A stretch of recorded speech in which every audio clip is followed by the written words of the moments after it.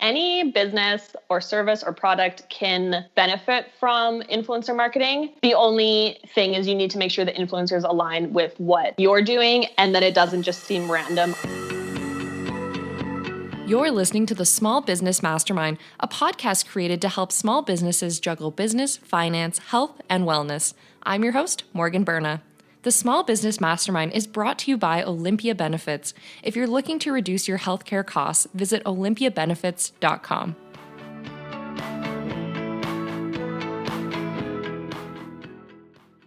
Thank you for tuning into this episode of the Small Business Mastermind. This time, we're talking to Rachel Antony, a social media influencer and marketer, about how small businesses can leverage influencer marketing. We talk about the benefits of this type of marketing, how it can help you reach a highly engaged audience in your region, how to properly reach out to influencers, negotiate timelines and budgets, and more. If you've never looked into influencer marketing or you just want to learn more about it, this is a great episode for you. I hope you enjoy it. Hi, Rachel. Thank you so much for joining us today on the Small Business Mastermind. Thanks for having me. I'm super excited. Rachel Antony is the owner of Poolside Digital, a digital marketing agency helping brands connect with their audience through social media. She is also a blogger and influencer with a passion for writing, photography, and supporting local businesses. Rachel is also the host of Poolside Podcast, which shares the stories and advice of business owners and entrepreneurs. When she's not working, you'll find Rachel working out, spending time with her dog and fiance, and hiking in the Rockies. Awesome. So I wanted to start off this episode just giving a little bit of context for our audience that maybe doesn't know. Could you explain what an influencer is, or maybe just what the term influencer marketing means and what it means? Yeah. Influencer is such a funny word, and it's so funny, like how integrated it is now. But I remember when it wasn't a word and I never used it to describe what I was doing. But an influencer can, in my opinion, can be anybody that is sharing information to other people. But in a more relevant term to what we're talking about, influencer marketing is using people as individuals to share products or services, really like an advertisement. But because it's more personal, it has been shown to be more beneficial to marketing tactics. But that is really what influencer marketing is. Mm-hmm. So I'd seen online an article saying just not to confuse it with necessarily word of mouth marketing or getting people to just advertise your products organically. It is finding a person who has a specific audience you want to go after, essentially, correct? Yes. And having a conversation about the type of content that's being created. It's more, if you're going to compare like word of mouth to advertising, it falls in the middle of that is what I would say. So it's not as organic as word of mouth. But it's not as set up and planned as an ad would be. Yeah, awesome. And so you do a little bit of influencer marketing yourself, and you also work with brands on their marketing. Could you tell us a little bit about how you got started in both just the marketing and the influencer side of it? And maybe if you have any specific collaborations that come to mind you want to talk about to, again, just help give some context on what you've done. Yeah, totally. So I started a blog 5 years ago this summer, and I only started it because I did communications as my degree, and I was in a comms class, and the professor asked everybody who had a blog, and literally the whole class put up their hand, and I was like, well, I guess I need to go home and start a blog. Yep, so, I was in communications too, same story. Yeah, it was bizarre. I was like, how did all you people know that you're supposed to have a blog? But so that was probably, I don't even know, 8 or 9 years ago. And so I had different iterations of the blog. I really liked writing. So I realized that was a good outlet to get away from papers in university and really just be able to write freely and learn how to write like a normal person. Since I wasn't in journalism, I was just used to writing like research papers. And so yes, there's a couple different types of blogs, but 5 years ago I was like, hey, like, let's do this for real. Let's get a website. We'll do a real blog. I don't exactly remember why I thought that was what I wanted to do or what the influence was for me to start a blog. But either way, I sat down, I came up with the name in like 5 seconds and then made the URL, did the whole thing. And I had started with, like, I was just going to be Martha Stewart and do literally every category I could think of. And then as it's evolved, it didn't work out to do every category. Turns out you can't do everything. And as I was writing these blogs, I was like, I have nothing really to say. that's important to people. And this was before, like I said, this was before the term influencer even existed. This was just, I was just becoming a blogger. Instagram wasn't even what it is today. It wasn't being used in the same way. And so I wanted to tell other people's stories. And I think it was a little bit that I regretted not going to journalism school, that I was like, oh, maybe I'll pretend I'm a journalist and get to know other people. And so I reached out to a few small businesses in Calgary. A couple of them, the one people know is Local Laundry. So they had started shortly before I had started this. And so I reached out to them and other businesses to ask if I could just interview them and take a couple photos with their products and share them on the blog. And so that's really how my blog got going. And that was how I decided to focus on local businesses, because it was just easy access to them. And Instagram became the traffic driver to the blog. And then as Instagram evolved into what it is today and more with the influencer marketing, what I was doing and what other people in the space were doing, we were termed influencers, not necessarily by choice. I spent a good year trying not to use the term to describe what I was doing, but at the end of the day, it's the perfect word, obviously, to what I was doing. And so that was really how I got into being an influencer I didn't wake up to start the blog to be an influencer. It was just the path that happened based on what I chose to create my blog about. It made it really easy to integrate what I was already doing in promoting businesses in Calgary to turn it into more of an influencer marketing perspective. And then on the other side, I also own a digital marketing company. And so I started doing, around the same time, I started doing Instagram for other businesses. So I had friends that owned like a t-shirt company or the place I was getting my nails done. And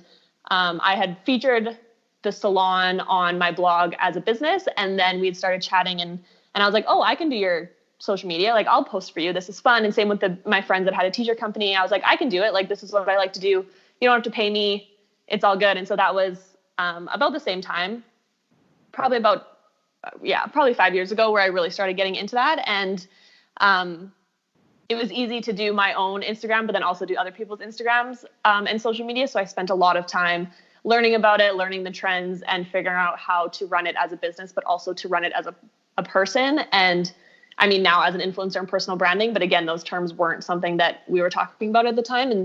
And it went hand in hand. And so that's how I've grown into this pathway. And then 2 years ago, almost 2.5 years ago, I quit my full-time job to be the owner of my business. And so I've been doing that ever since. And the influencer marketing has been something that I offer clients if they're interested, or have been brought on as contracts to different events or clients that just need the influencer marketing, because I have the experience of being the influencer, that it helps with putting together programs from the other side, because then you get both sides of the business and people are learning and there's much more understanding about what's happening. But sometimes it's a struggle between influencers and businesses because you can't see from the other side. And so it's hard to understand where each person is coming from. And so that was the long-winded version of how I got here today.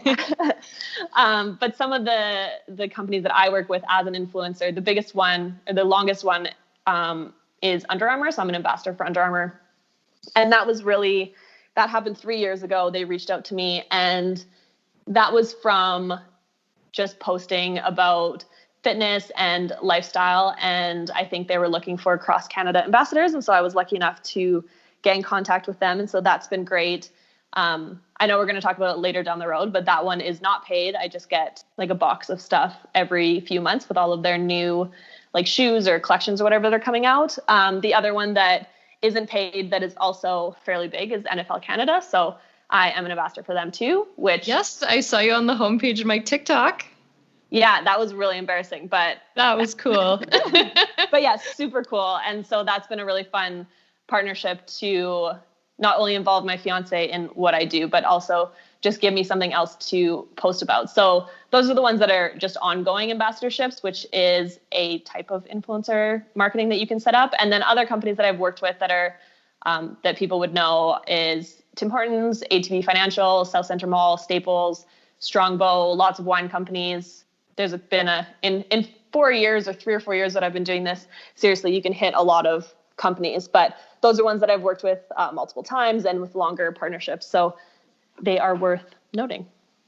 Absolutely. That gave me a couple of thoughts. So first, when you were talking about when the term influencer came about, I remember when that was all happening. And now these days you hear that kids are growing up saying, I want to grow up to be an influencer. And I think it's so funny how quickly that shifted. Yeah, it's wild. I had a girl reach out to me in university. This was a couple years ago. And she's like, well, I want to be a blogger. She's like, what do you think I should do? I was like, I think you should get a real job. I'm like, I don't know. I was like, didn't know that was like a career path you could choose. But yeah, people now it's a thing because you can make money off of it. So yeah, what a weird thing to aspire to. And then I was thinking, just for clarification for everyone. So you're talking about your blog, but then also social media. So when you're talking about your blog, you're talking about like a physical website that you have. And then on the social media side, you're talking about like Instagram, Facebook, Twitter, that sort of thing. Yes. Is that how you're using it? Yeah. Just in case. I know some people, sometimes the term blog gets thrown around these days for all kinds of different platforms. Just clarifying that. Yeah, it's a real website with a real URL. Yeah. So in companies, so companies thinking about influencer marketing, there's different channels that this can be done on. Yes. Yeah. What are some types of collaborations a small business could do with a local influencer? Would this only be on the social media side? Would it also be on blogs or even like an in-person event? Yeah, you can. I mean, those are all of them. There's definitely different types of collaborations. And I think part of deciding which one works is obviously what you're trying to promote. And if it's an event, being in person is obviously the way to go. But yeah, so I think you just want to think about what the outcome is and what your business is would make a difference. But some of the different types, like you said, you can go to events. I've been invited where you have to stay for a certain amount of time and you have to post about it, that you're there to get the hype up for whatever it is, whether it's like a restaurant opening or I went to like a Porsche car reveal or something like that. Or Market Mall had like a Christmas thing that I went to that. So there are different types of events that usually that people can go to later. They're usually like a launch or something. That's the best way to do it. But then also you're just creating, it looks cool. And I really hate events like that they want influencers there to just post about because you want other people to get FOMO. I'm not really into that, but it is a type of how you can bring influencers to your events. If you need more people to show up, then you can invite influencers to come. The timeline is interesting, like the required timeline to be there. Yeah. And so again, we can get into the budget and stuff because I know this all kind of ties in, but the expectations and the outlines of what is expected can depend on whether or not there's a budget. But usually businesses, especially now, like I said, people are learning. So they protect themselves by not being like, hey, come to this event. And then someone shows up for 1 second and then leaves because that's not really the point. And so that's kind of, I think, where the timeline came around, just so that they actually get people there in real life and it's not just a one shot thing. But then the other ones can be showcasing whatever your service is. So whether that's it's hard now with COVID, but going into person to be like, to get your hair done or to try on clothes or whatever that is, or at a restaurant. The other one is just product placement in photos. If you have, like I said, like clothes or whatever it is that you're trying to promote, you can have people just post on their social media. And then blogging is really good as well. And I know there's less bloggers now than there were before because lots of people think that blogs are slowly dying because people aren't reading them, but they're a benefit to brands and businesses, not only because, not to age some of the people that own businesses, but lots of that generation still read things. And so they appreciate a longer article. And I also find that blog posts are more evergreen. And so you can link to them. People can search them, like SEO lives on forever. And and they're a little bit longer. You can add more photos. It's much more in depth. And so I mean, obviously as a blogger, I value blogs, but that's one of the ways it works out for both parties. I wanted to ask, so you were just mentioning there, going in for like a haircut, also going to events. So influencer marketing really expands to not only products, but services as well. Yeah, it can be any business or service or product can benefit from influencer marketing. The only thing is you need to make sure the influencers align with what you're doing and that it doesn't just seem random on their feed, because the way like all marketing works is if people have to see things like 7 times or hear things or whatever, and not saying you have to provide an influencer with 7 experiences. But if they're talking about like hairstyling over and over again, and then they show up at a salon, it makes sense. But if you are only talking about fitness, and then show up at a hair salon, then the connection isn't really there. And so I think it makes it look less authentic and more like an ad if we're using that scale, as opposed to someone who already talks about the types of things that you're promoting. And there is ways to tie them in, and that's that's part of the collaboration between a brand and a person. And so that is something you can do, but any business can use influencer marketing because you're just showcasing what you're offering. And the way to look at it is that you want to provide the influencer with the best experience, whether that's a product experience or service experience or event experience that you can offer, because people are going to decide whether or not to buy your product or service based on what they're seeing. So you want the influencer to be able to talk about it in the most positive light so that trickles down to their audience, if that makes sense. Absolutely. Yeah.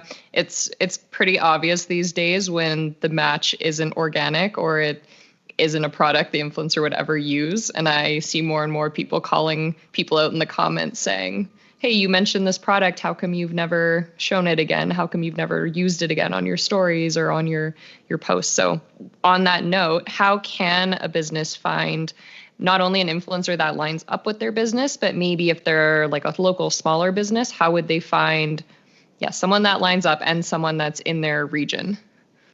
So it's especially important for like brick and mortar businesses or ones that need, like at Calgary, for example. In Calgary, you would want Calgary influencers with a Calgary audience. And so I recommend the easiest one is if people or influencers, I guess not just all people, but if influencers have tagged you in things, just keep track of that. Keep track of the influencers that are actually using your product or showing up at your restaurant or just tagging you in things. I find that is obviously the most authentic collaboration because they're already using your product. And most influencers, because that's what we do, we understand that we're sharing a product, whether or not I've bought it or not, I'm still going to share it for other people to see if I like it. And so I've gained a lot of collaborations based on that, just like, oh, hey, we see you're using this product. Like, do you want to try our next like new product that's coming out? And so it aligns really well. So keeping track of who is using your products. I would also look at your competitors or someone in your same space and see if they've used influencers before. And you can not copy those people, but kind of just see who they're using and check those people out. You can also, people do use hashtags like YYC influencer or Calgary influencer and that type of stuff. It can get a little lost in it, but I always just recommend vetting influencers. There's a couple ways to determine how authentic people are being, and that would be the comments that you're seeing or the likes. Follower count isn't very important anymore, but it's important just to look at the engagement, and you can see the comments that are genuine from like normal people looking to buy the product or service, as opposed to other influencers that are just filling up each other's comments. And I know that's a little bit too detailed, I'm sure, for lots of people listening, but just as a note, when you are looking at influencers accounts, just to make sure that they have the type of audience that you are looking for as well. And also, if you find an influencer that you like or you've worked with before, asking them for recommendations of other influencers is a great way to spread your network with people that you don't know. And then they've hopefully already kind of vetted those people. And so they'll recommend either their friends or people they know that would be good for your business. So that's a way to do it as well. If you're not necessarily a local company, there are platforms online that have collections of influencers and information. I would start with trying to vet out your own, especially if you're doing a small campaign. That's the easiest way to do it.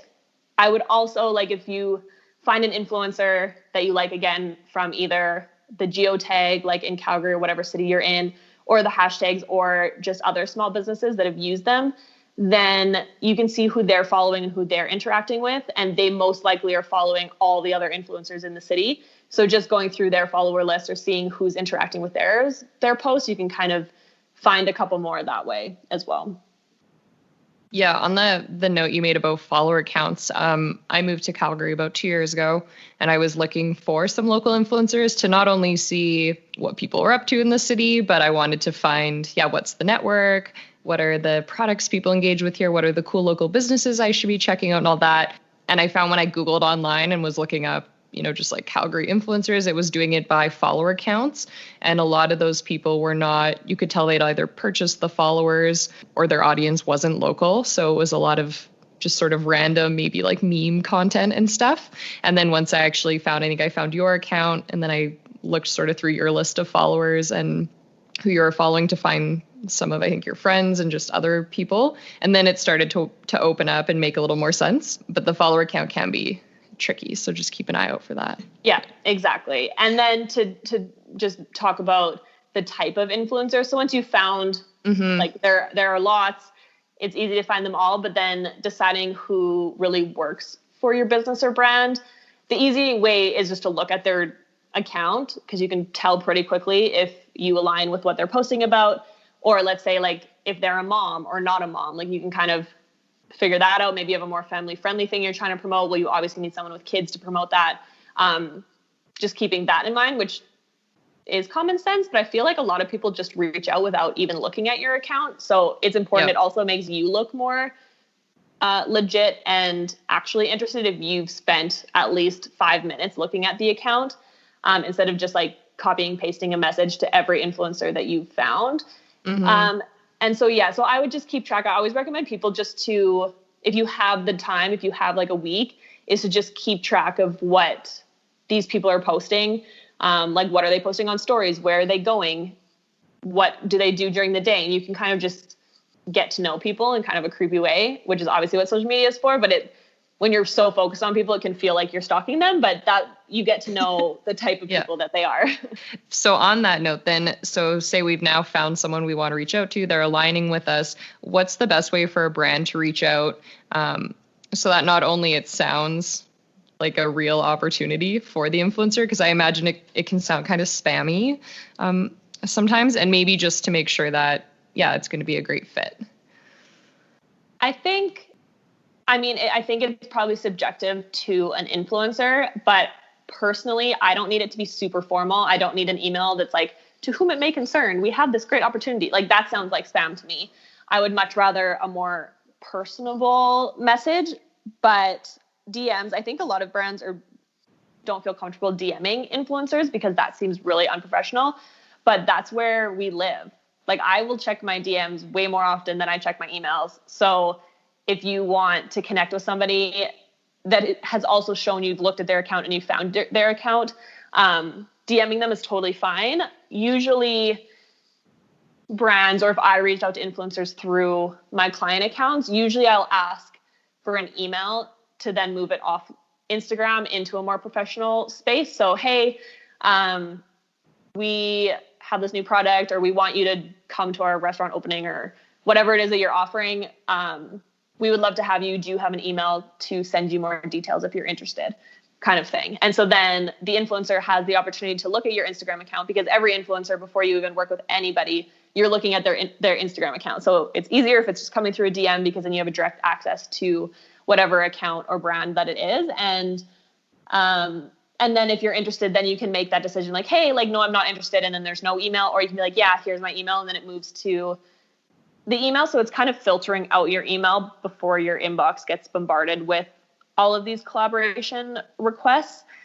So that's how I recommend doing it. I think if you want to just reach out straight through email, all influencers have their emails in their bio as well. If you find that that's more aligned with your business and your brand, or your Instagram account, maybe it looks spammy, which you should fix. But if it just doesn't look the way you want it to look, using an email will also work. If maybe your product isn't necessarily an Instagram worthy thing, but it's still a big service or business or whatever, then email does work. But I think just coming off as personable, you don't have to say like, oh, hey, like, how's your well, we don't go on vacation right now, but how's your vacation like at Christmas? Like, it doesn't need to be some like cheesy line, but you can like, oh, hey, like, I saw you were enjoying the patio on the weekend, or just something to show that you looked at it. Or like, because I do a lot of donut things, I get a lot of people that are like, that say something about donuts, or like, oh, hey, like, did you try like this brand? Like, it's just like a thing, which means that they, like, for me, it means they actually looked a little bit closer to know what I post about. And so I think having something like that, and then explaining what you want, like, again, this could be subjective, but I like people to get to the point. Like, I don't want to have 5 emails for you to tell me what you want, because at the end of the day, you want something, because this is a business interaction. So be friendly about it. But I do like when people get to the point, like, hey, we have a new wine coming out. We'd love for you to experience it. Can we send you some? If that's what the pitch is, then great. Like, can we have your address? And then it's less emails, because nobody needs to spend that much time in their inbox. And so just getting to the point with what you're trying to get from the influencer without making it sound that abrasive, but that's the best way to do it, in my opinion. Good point about it being a business interaction. I feel like there's been, especially as the term influencer was coming up, a lot of sort of language around trying to avoid calling it a business almost, but that's what it is at the end of the day. It's just a business interaction. It doesn't need to be so complicated. Exactly.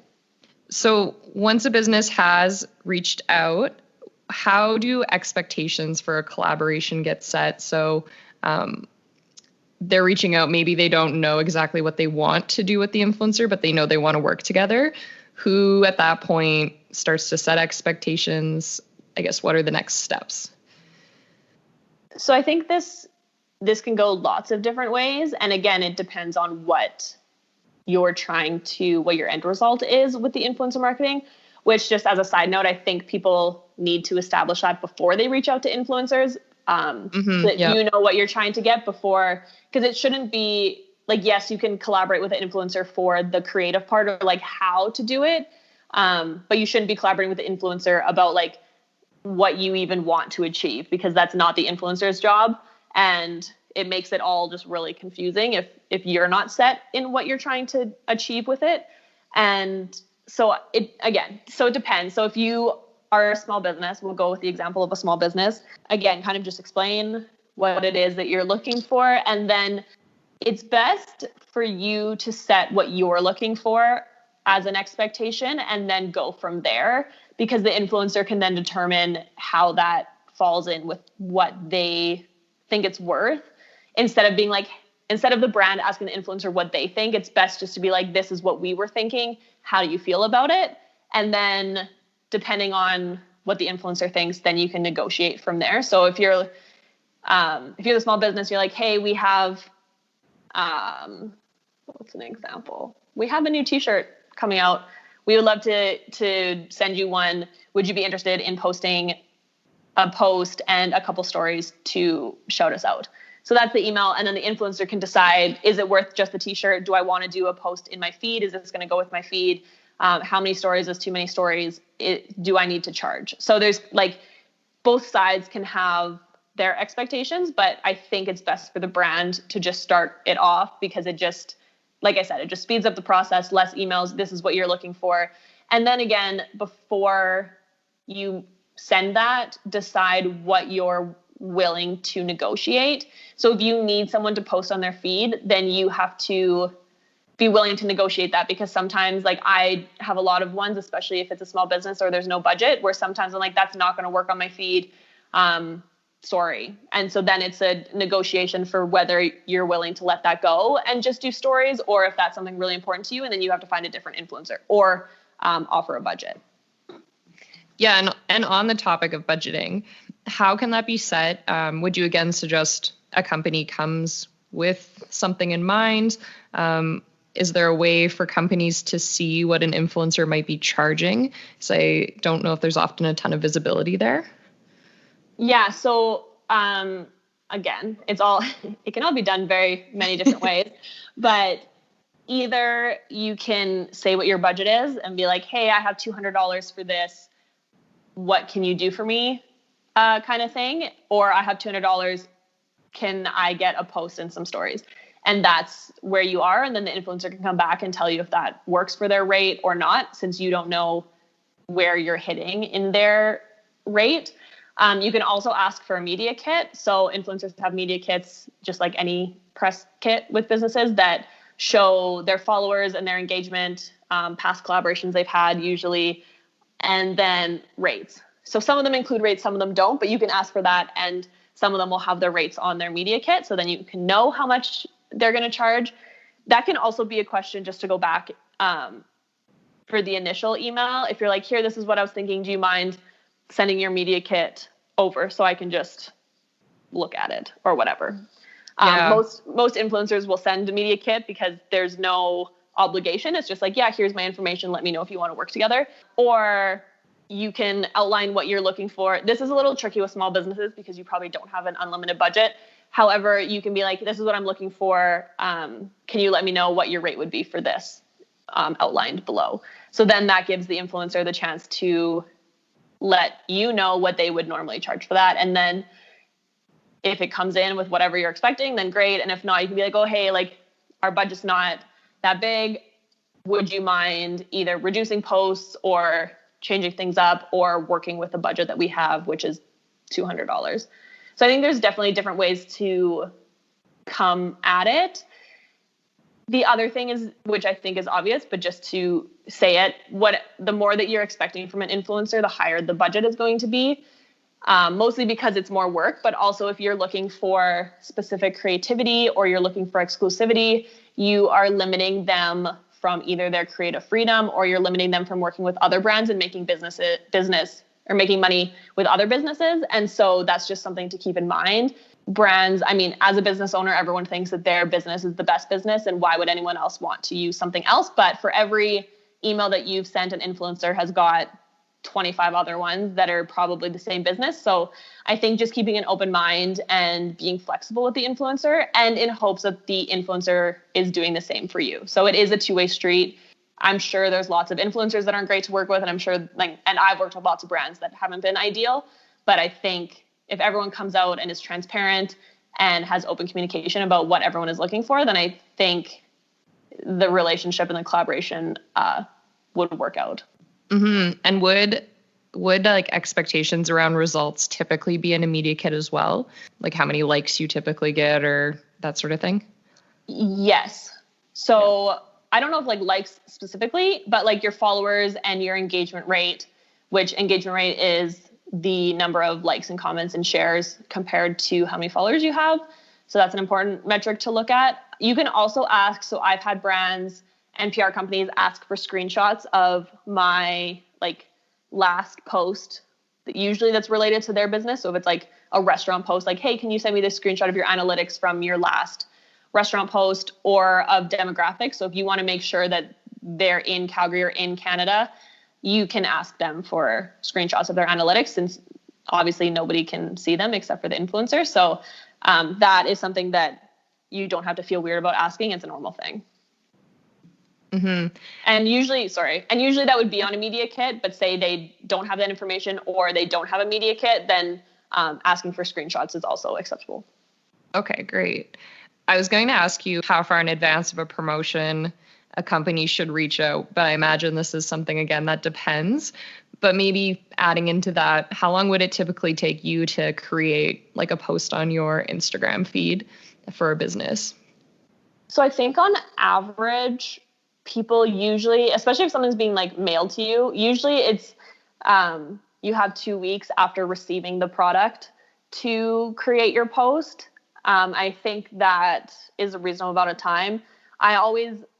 I work from home, so I have the luxury of being able to take photos during the day or have access to my photographers during the day. But a lot of people, if you had, I mean, again, not now during COVID, but in normal life, you would have to work on the weekends. And so having 2 weeks, at least it gives people 2 weekends to create the content, especially if you're looking for, like if you wanted it like in the mountains or you want like a video or something that takes up more time that isn't just a shot in someone's living room, then giving them the time to be able to create that is beneficial for both parties.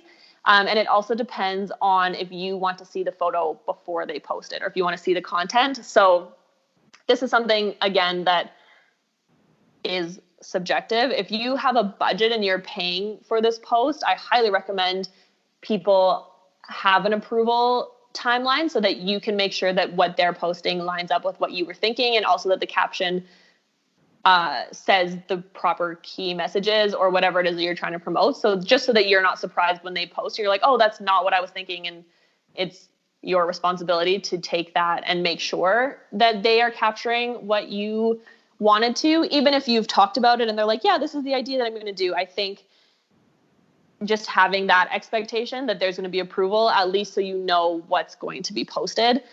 But that should tie into the timeline. So if you want to have approval, then you should tie that into the 2 weeks. And so, for example, you could say, I would like to see your post and caption in 2 weeks, and then you can post in 3 days or like a week later. And I prefer when there's actual dates, like, you need to send me this by June 7th. Can you please post on June 12th or whatever, just so everyone knows what's supposed to happen.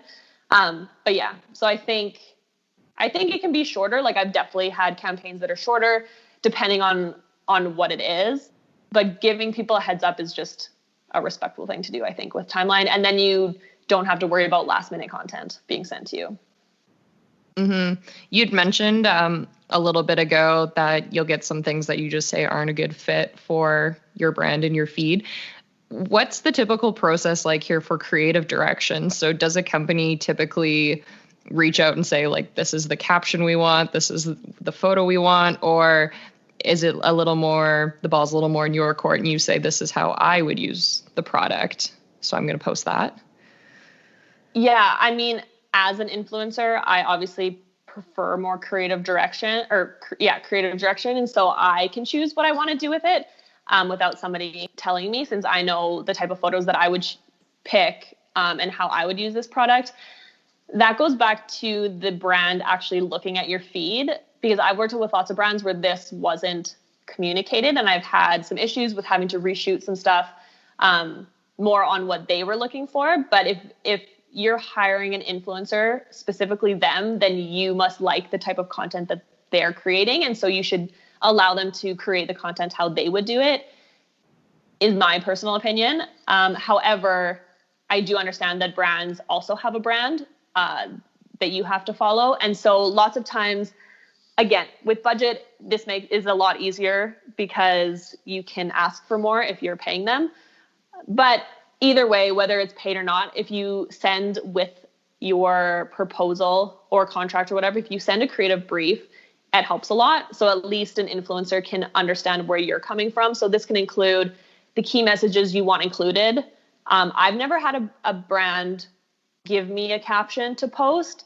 I've had a couple friends have had that happen to them, and it never goes over well. I think, especially if you're giving some sort of creative direction on the photo or video, then allowing someone to say the caption in their own words is really important, as long as they're hitting key messages. Like, it obviously needs to share what the business is trying to get across. But I think just providing key messages will work. And in the creative brief, you can also include examples of photos that you like. So if you have a beer and you want it to be on a patio, assuming the influencer has access to some sort of situation like that, then including photos that showcase that, or showcase how a product is being put into a photo. It's really helpful just so that the influencer knows where the brand is coming from. And I also appreciate if a brand just asks what I was thinking, if I have any ideas, and I can also send inspiration to them. And that makes it much more collaborative, because sometimes I might use a product different than the business ever even thought about. Or I had just as an example, I worked with an alcohol company last year, and what they were expecting was not a rooftop patio, but like a patio overlooking a view and sitting with my fiance on this romantic sunset Italian dinner that I made, which seems outrageous just to tell somebody that that's what you want, because that would be an ad. Like, you should hire somebody to just create that look. And I tried to tell her so many times that I live in a house in a construction zone. So I don't have a backyard. I have a deck that looks onto houses being built. Like, that, I literally cannot create that photo that you want. So it's not doable. And so it was a struggle between what they were looking for very specifically and what I could provide with what I have. And so that's just, and not all collaborations like that it's a pain point from my last summer. So it's in my mind still, but it's just something to keep in mind, that even if you have this really great image in mind, that an influencer might not be able to deliver exactly what you're looking for, because that's not how they would deliver it.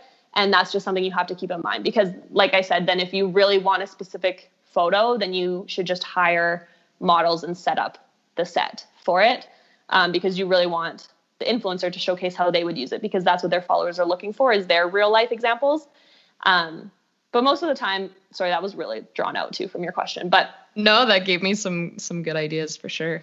Yeah. And so influencers, like, if you just ask for ideas, then they will happily send what they were thinking. But it does help if you have some sort of idea in mind, and just so that that's communicated, so that the influencer doesn't go to take the photo and they're like, wait, what am I supposed to do? Like, what kind of photo is this?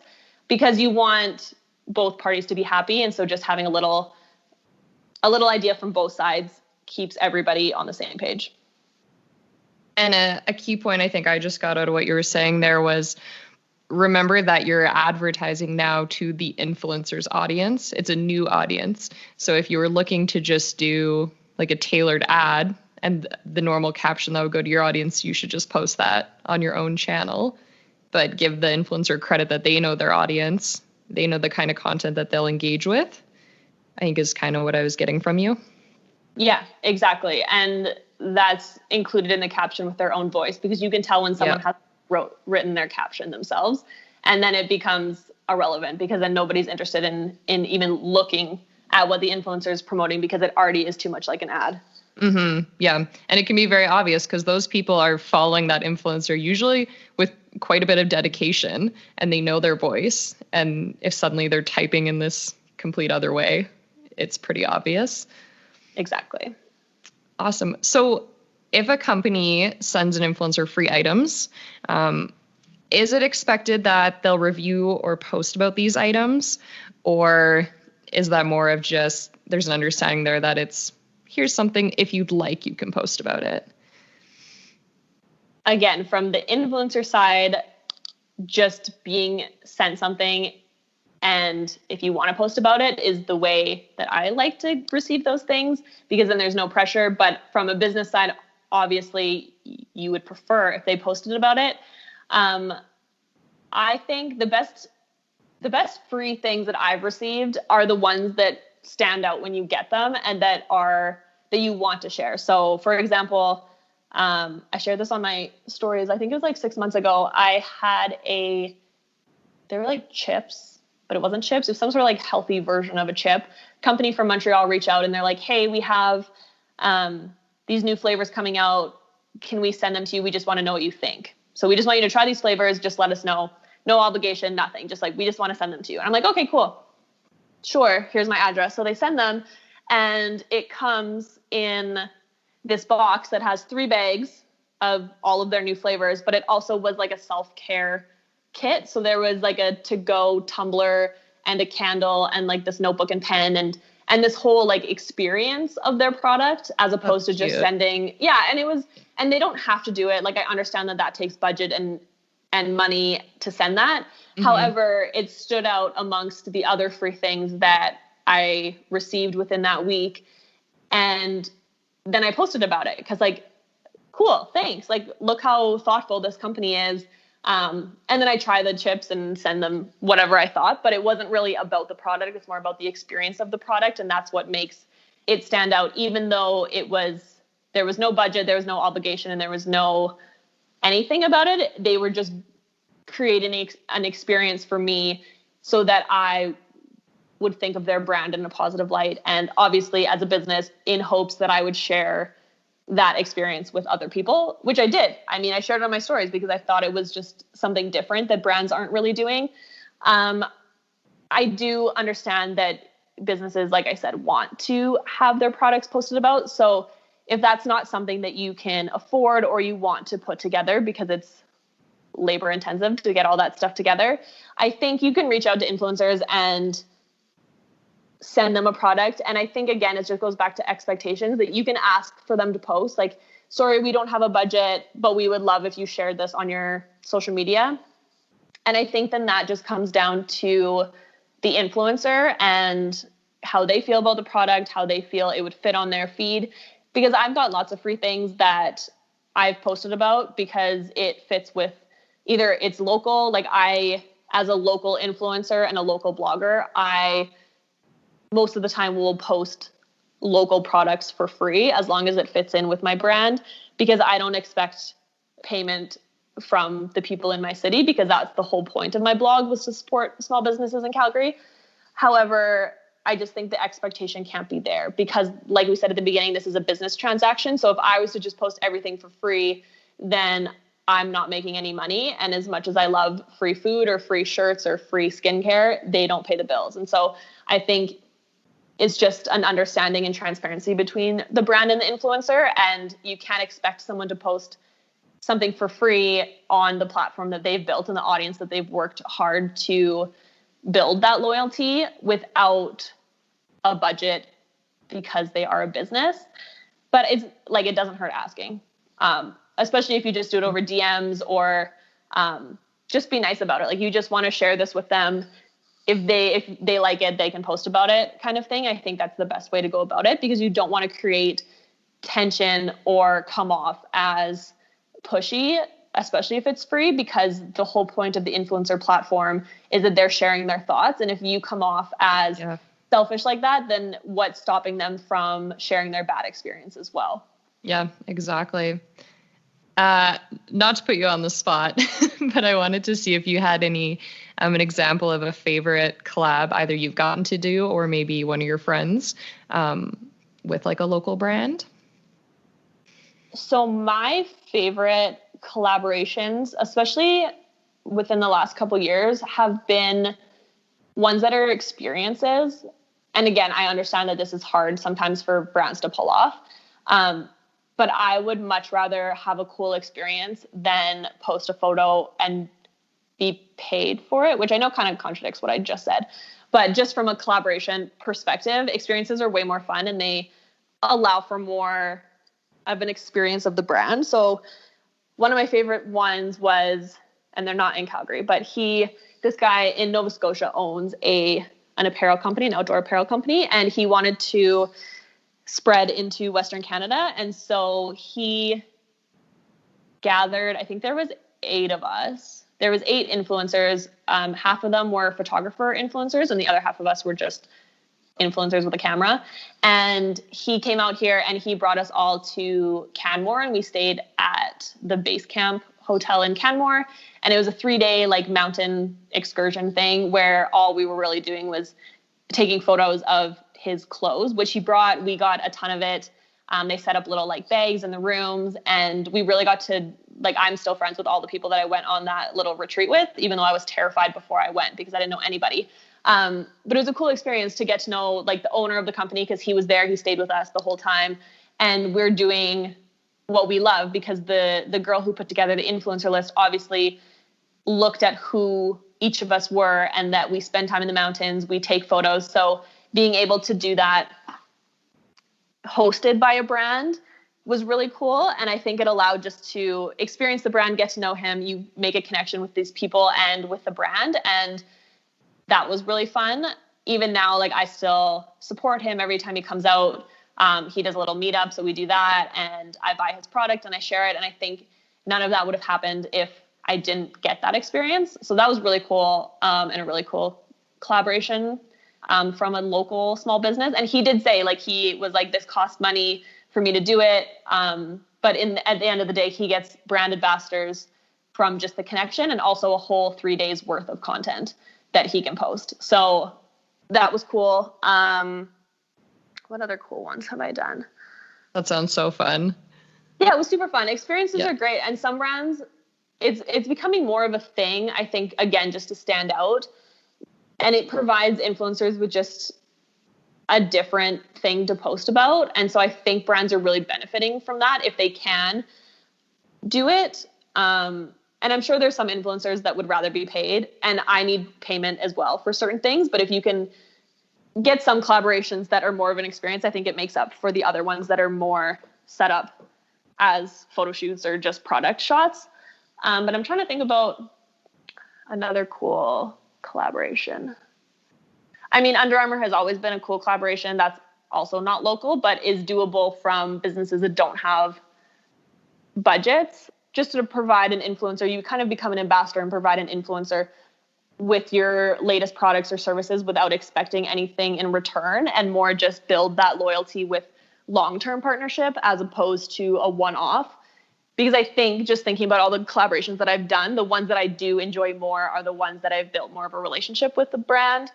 and the company, because I get to post about them more often or hear from them more, and as opposed to just reaching out for a one-time thing. It doesn't seem as intimate. So yeah.